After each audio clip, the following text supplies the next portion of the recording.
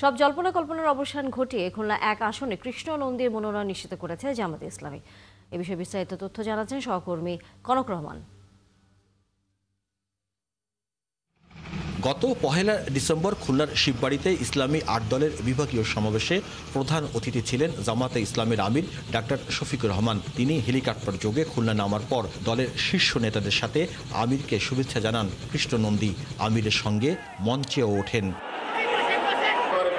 সমাবেশ শেষে জামায়াতে আমির ও সেক্রেটারি জেনারেলের সাথে একান্তে সাক্ষাৎ করেন জামায়াতের ডুমুরিয়া হিন্দু শাখার সভাপতি কৃষ্ণ নন্দী। ৭১ টেলিভিশনকে কৃষ্ণ নন্দী জানান, ওই দিনই দলের দুই প্রধান তার হাতে খুলনা ১ আসনের দাড়িপাল্লার প্রতীক তুলে দেন।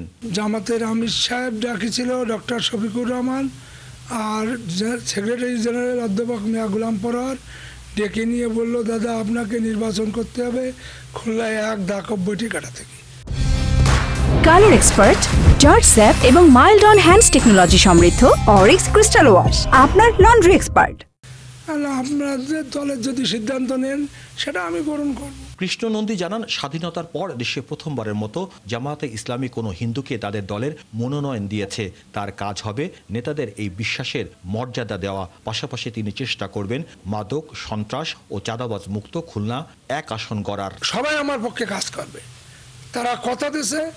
আর যেহেতু প্রত্যেক জায়গায় আমি যেহেতু নতুন হিসাবেও বা অল্প দিন সময় থাকলেও যেহেতু জামাতের সংগঠন আরও ১০ মাস আগের থেকে ওখানে ছিল, সেই হিসাবে ওখানে নির্বাচন করে বেরোয় আসা আমার পক্ষে মনে হয় বেশি কষ্ট হবে না। এদিকে জামায়াতে ইসলামীর খুলনা জেলার সেক্রেটারি জেনারেল জানান, কৃষ্ণ নন্দীর হাতেই দাড়িপাল্লা সুরক্ষিত।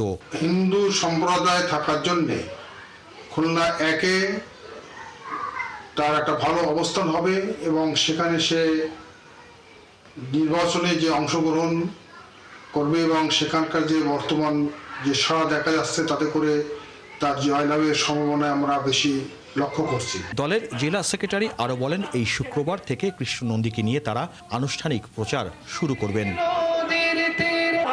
কনক রহমান, ৭১, খুলনা।